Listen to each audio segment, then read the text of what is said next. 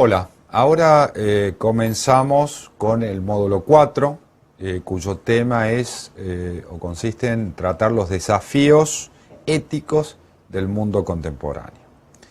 Para iniciar esta cuestión, digamos, tan amplia y tan compleja, nos vamos a basar en una reflexión de Carl Otto Appel, que a su vez es el maestro de Adela Cortina, donde Appel va a marcar una paradoja de la era contemporánea, de nuestra época, de la época de la globalización. Y la paradoja consiste en lo siguiente. La paradoja de no contar con una ética de validez general o universal en un momento de la historia donde los problemas son o tienen características globales o donde los efectos de lo global se traduce en efectos nacionales y locales. Es decir, en esta época donde tenemos problemas que solo pueden ser encarados y resueltos a nivel global, o al menos encauzados en términos globales, cuestiones de orden ambiental, de derechos humanos, bioéticos, etc., hay una fuerte tendencia, digamos, al relativismo ético, al relativismo moral, lo cual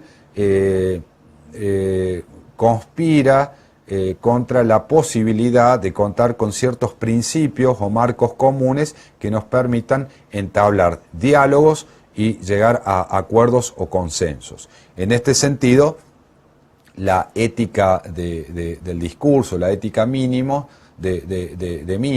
pretende justamente, a partir de la recomendación de ciertos procedimientos, generar un marco mínimo que nos permita dialogar y llegar a acuerdos, ¿sí? Entonces, esta es la primera cuestión. En segundo lugar, el dato relevante de nuestra época tiene que ver con el impacto que viene generando el desarrollo científico-tecnológico. Habíamos hablado de sociedades postcapitalistas, no en el sentido de una superación o una supresión del modo de producción capitalista, sino en el sentido de que tanto la tecnología, el conocimiento, la información se han vuelto factores económicos que producen riqueza, y no solamente producen riqueza o economías muy prósperas, sino que vienen a generar no solamente efectos, sino también problemáticas novedosas. Por lo tanto, se habla también en estas sociedades denominadas postcapitalistas de una era de la biotecnología, es decir, particularmente las ciencias vinculadas con la biología o la biotecnología vienen generando una serie de nuevas problemáticas. En nuestro caso vamos a tratar, digamos, tres campos de problemas. El primero, el medio ambiente, un campo fuertemente problemático. El segundo, la ética y los derechos humanos. Y en tercer lugar, problemas específicos derivados de la aplicación de tecnología a la vida humana o de lo que se conoce como biotecnología, que ha generado en la actualidad un campo de estudios conocido como bioética.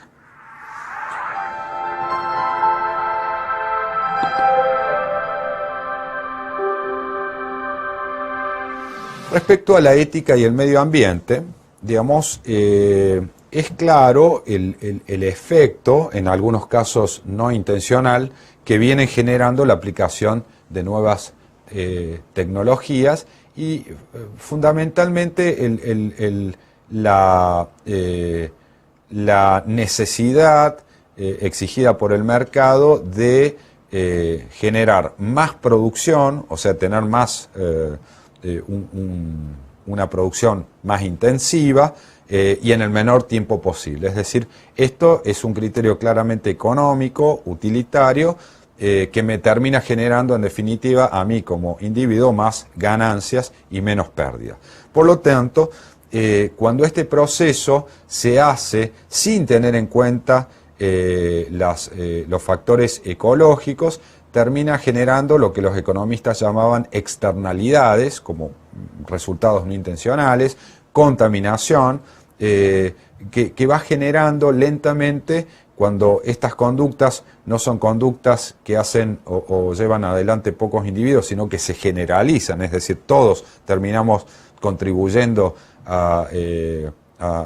digamos, a los problemas ambientales, ya se transforman en problemas colectivos que van desde problemas que tienen que ver con qué hacemos con los residuos o la basura en sociedades de consumo, digamos, donde el incremento anual de producción de residuos, en muchos casos no biodegradables, en otros casos tóxicos, ha generado toda una industria de la basura y se ha convertido en un problema medioambiental.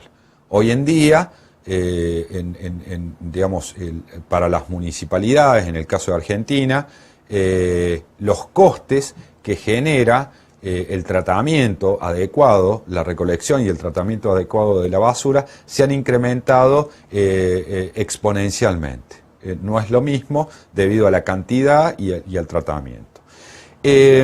También tenemos la aplicación en el caso de la agrotecnología, de ciertos productos que generan un aumento en el rinde de la producción, ciertos productos que evitan, digamos, que la maleza invada los sembradíos y por lo tanto genera que crezcan más y mejor los granos. En fin, toda una tecnología aplicada a la fumigación, a la defoliación, al incremento del tamaño tanto de los granos, o también aplicada ya más biotecnológicamente a los animales, que va generando una serie de problemas ecológicos vinculados con la sostenibilidad, digamos, de estos criterios digamos, fuertemente rentables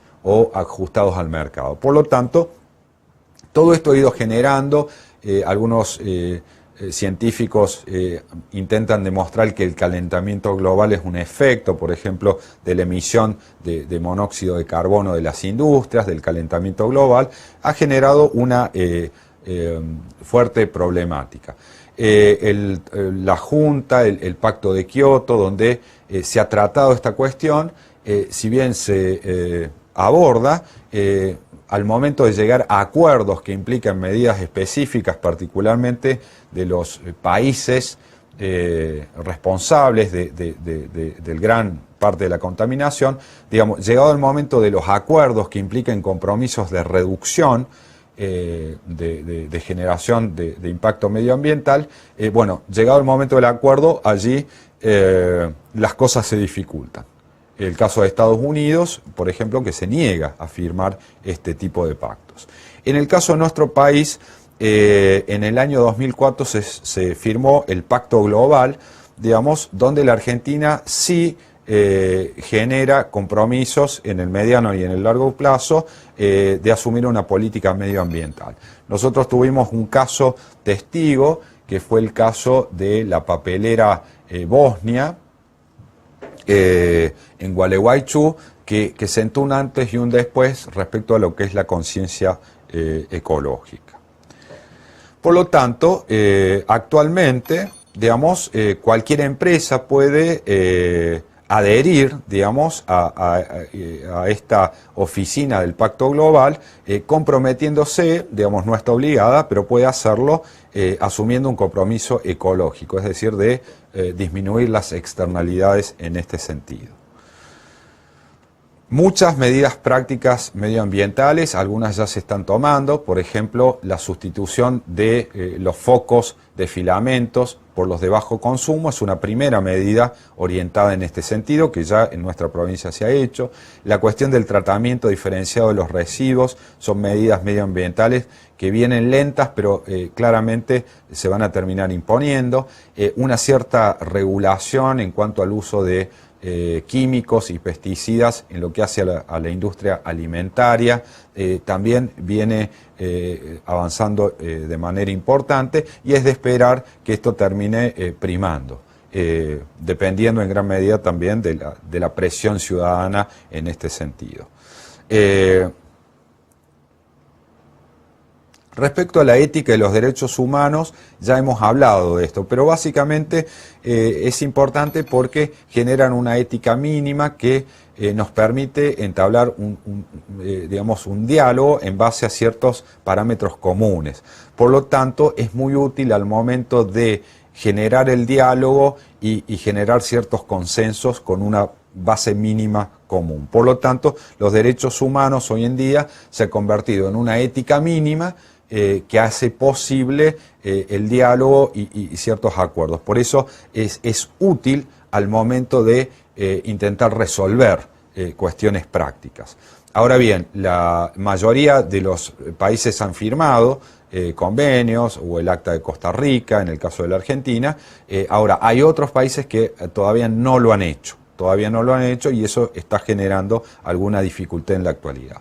Ahora haríamos una breve pausa y a continuación vamos a tratar las cuestiones vinculadas con la bioética y toda una problemática derivada de nuevas tecnologías y su relación con la salud, las ciencias de la salud y particularmente el ejercicio profesional de la medicina, o en el caso de los científicos dedicados a la biotecnología.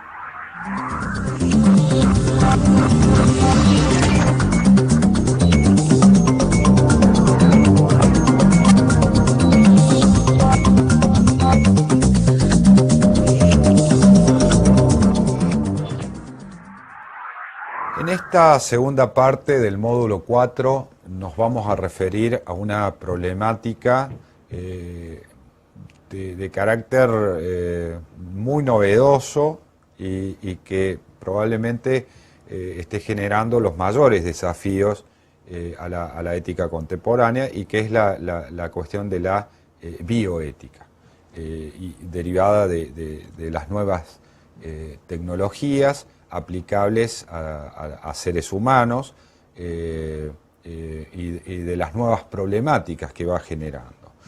Por lo tanto, la bioética es una nueva disciplina que combina la ética con las ciencias de la salud y se ocupa de la conducta humana cuando toma contacto con la vida y, por supuesto, la salud de los seres humanos.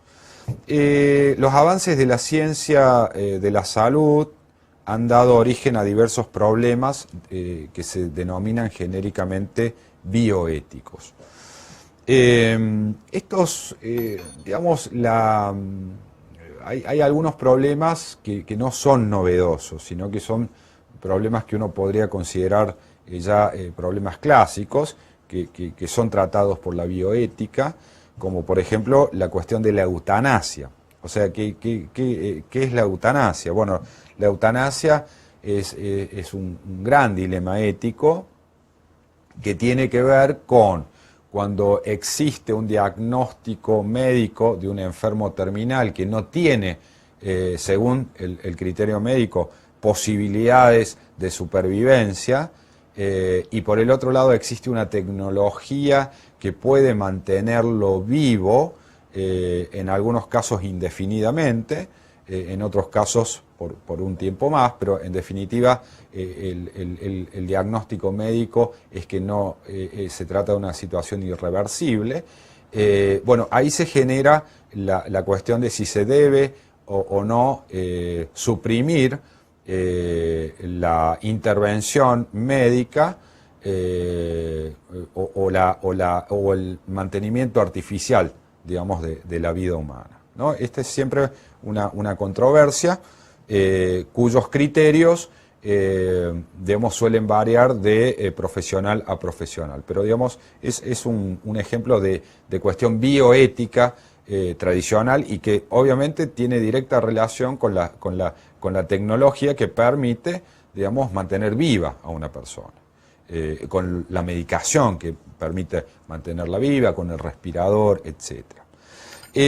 Cuestiones más novedosas tienen que ver, por ejemplo, con la moderna ingeniería genética, lo que se conoce como criogénesis, que allí ya nos genera posibilidades técnicas respecto a generar, por ejemplo, embriones humanos, y estos embriones pueden ser conservados en ambientes artificiales, concretamente en condiciones de frío, y posteriormente pueden ser implantados en el útero de una mujer, o sea, un útero materno.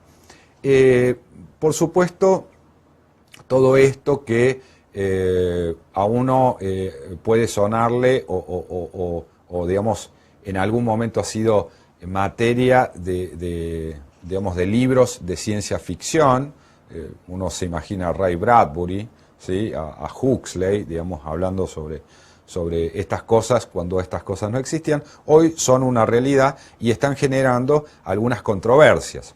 Por ejemplo, ¿cuál puede ser el destino o cuál es el destino de los embriones congelados que no son implantados en los úteros maternos y que están allí en conservadoras, ¿sí? Esta es una cuestión. Otra cuestión tiene que ver con los modernos avances en términos de estudios del genoma humano, de la posibilidad, digamos, que proporciona hoy el conocimiento respecto al ADN, la posibilidad de hacer mapas o mapeos genéticos que nos permitirían eventualmente hacer una estimación técnica, científica, de ciertas propensiones de ciertos individuos a cierto tipo de enfermedades. Es decir, parecería que el mapa genético nos estaría permitiendo adelantar cierta propensión, por ejemplo, al cáncer, al infarto, en fin. Por lo tanto, digamos, estas nuevas tecnologías nos permitirían intervenir fuertemente en materia de salud, basándonos en la ingeniería genética. Bueno, también tiene que ver, o derivado de esto, el problema del patentamiento de un material genético. Por lo tanto, la bioética en general se refiere a algunas cuestiones tradicionales, otras cuestiones de absoluta novedad, pero básicamente se estructura a partir de tres grandes principios. Estos tres grandes principios son, primero, el principio de autonomía, segundo, el principio de beneficencia y finalmente el principio de justicia. Vamos a ver en qué consiste cada uno de estos principios. El principio de autonomía pone mucho hincapié, más que en la autoridad del médico, en la libertad y la dignidad del paciente. Y esto se traduce, por eso se habla de autonomía, en este caso del paciente, en un principio que se explicita como consentimiento informado. Es decir, el paciente debe tener todos los elementos para aceptar un tratamiento. Es decir, se le debe explicar claramente y el paciente debe saber tanto los efectos deseables como no deseables de cualquier tipo de tratamiento. Es decir, esto en una ética más tradicional, el paciente no era considerado.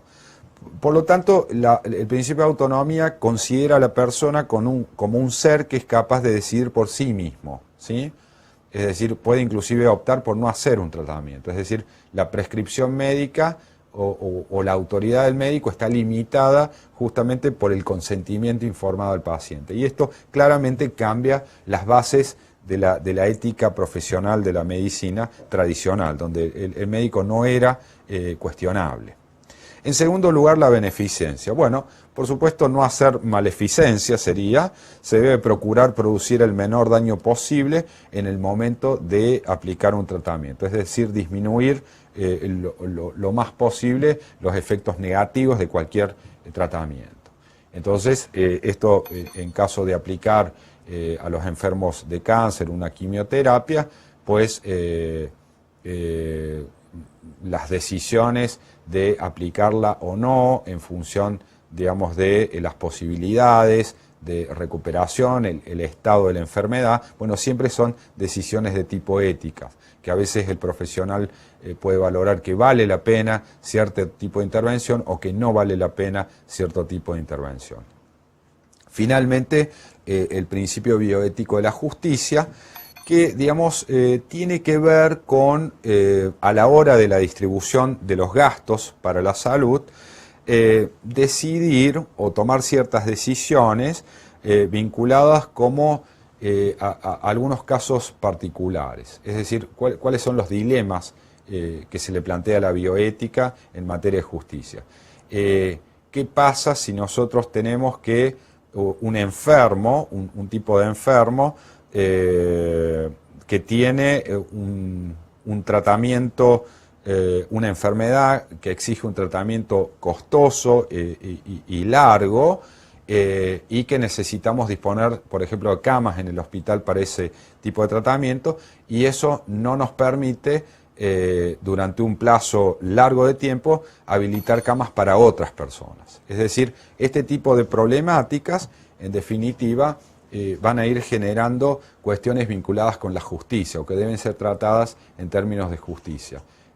Un tratamiento prolongado tiene como consecuencia que otros individuos no puedan acceder, por ejemplo, a tener una internación en ese hospital. Por lo tanto, esa se debe medir como, en definitiva, la manera más justa de administrar, en este caso, las capacidades, en este caso específico, instaladas de un hospital, y hasta qué punto se debe sacrificar, digamos, a un paciente que tiene un tratamiento prolongado, o hasta qué punto se debe sacrificar la posibilidad de otros ciudadanos de tener acceso, digamos, a internaciones y al servicio de salud. Esto genera permanentemente conflictos. Lo mismo el caso de la asistencia médica a personas cuyo diagnóstico médico ya ha indicado una situación irreversible, ¿no? Es decir,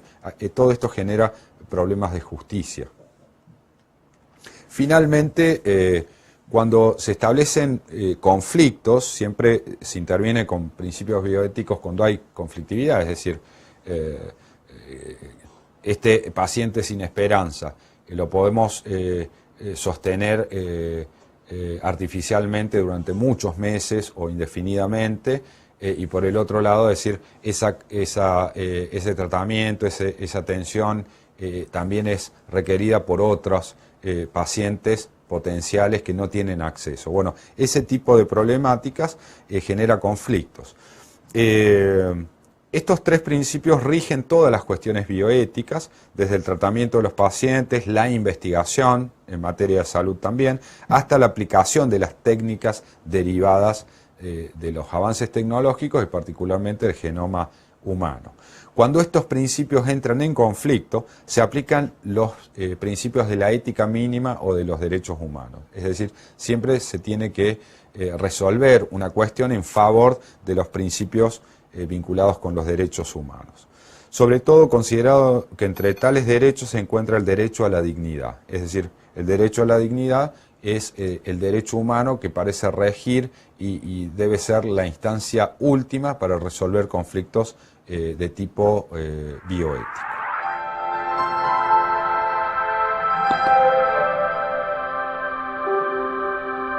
Muy bien, con esto estaríamos dando cierre no solamente al módulo 4, sino a lo que ha sido una explicación, una profundización teórica de los contenidos de la materia. Esperamos que les haya sido de utilidad. Es importante destacar que las teleclases son una apoyatura, por lo tanto suponen la lectura de las lecturas y el trabajo sobre los textos, sobre los cuales, digamos, las teleclases vienen a fijar conocimientos, profundizar algunas cuestiones o esclarecer cuestiones de orden general. Por lo tanto, de esta manera terminamos así con las clases teóricas correspondientes a la materia de ética y deontología profesional.